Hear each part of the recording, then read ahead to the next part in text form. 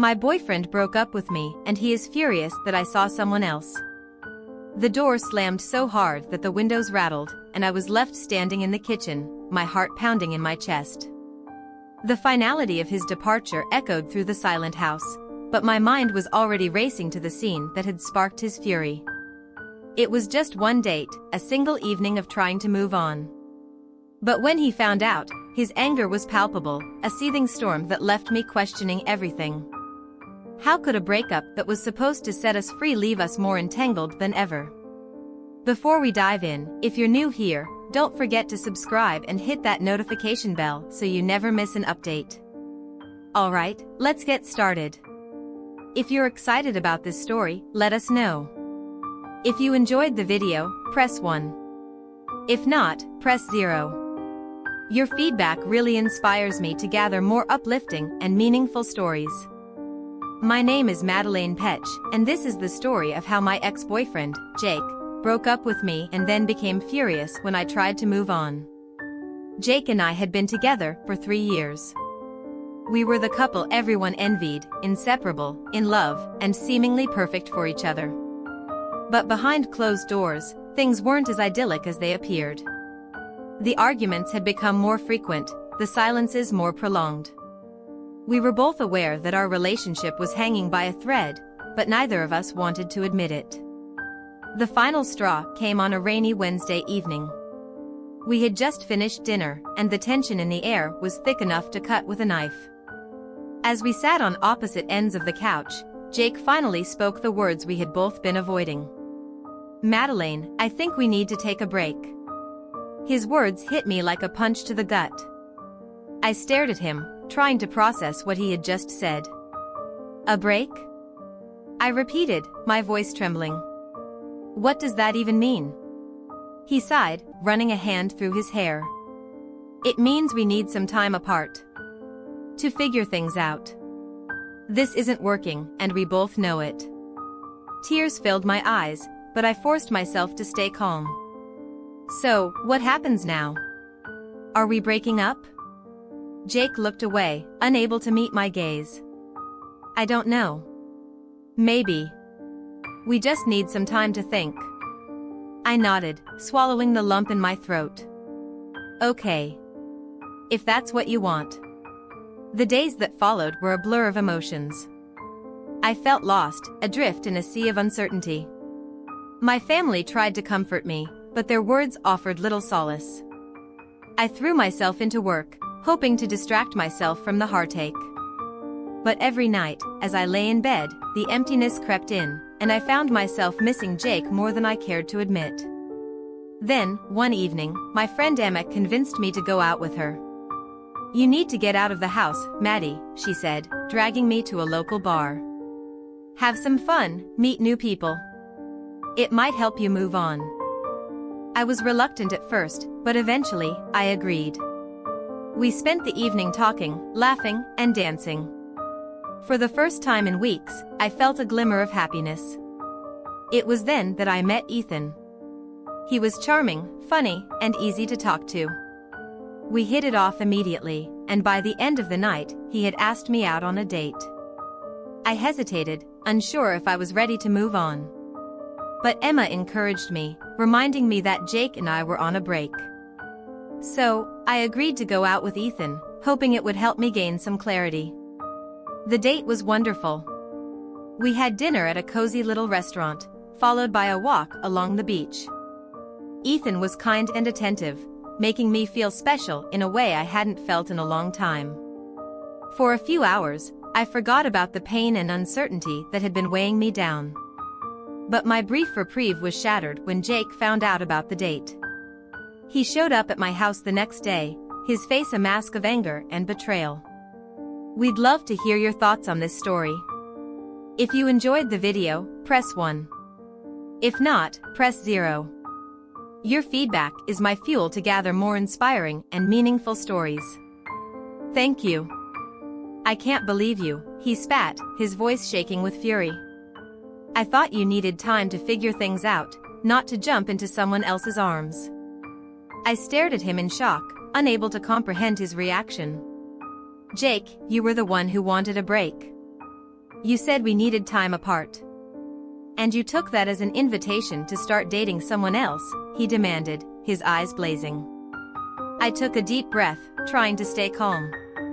I'm just trying to move on, Jake. You can't have it both ways.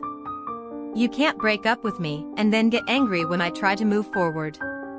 He clenched his fists, his knuckles turning white. This isn't about moving on, Madeleine. It's about respect. We've barely been apart for a few weeks, and you're already seeing someone else. I felt a surge of frustration. Respect? You ended things between us. You don't get to dictate what I do with my life now. Jake's expression softened slightly, but the anger was still there, simmering beneath the surface.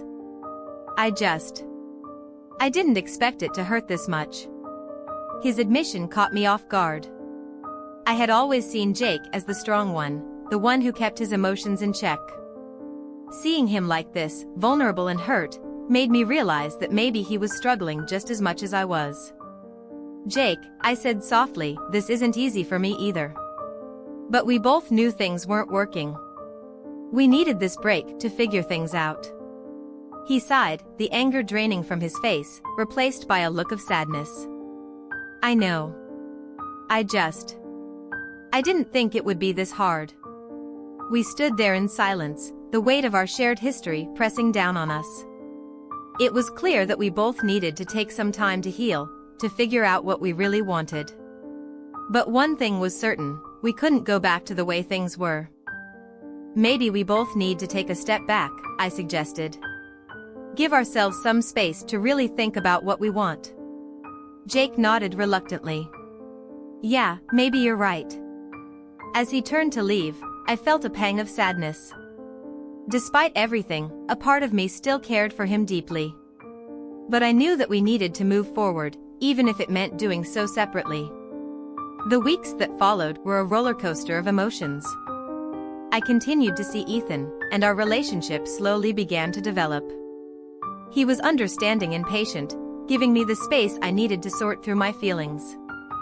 But every time I saw Jake, there was a tension between us that was impossible to ignore. One evening, as I was getting ready for another date with Ethan, my phone buzzed with a text from Jake. It was short and to the point, we need to talk.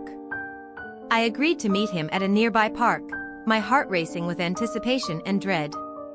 When I arrived, Jake was already there, sitting on a bench, looking lost in thought.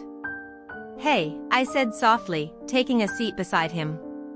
He looked up, his expression unreadable. Hey.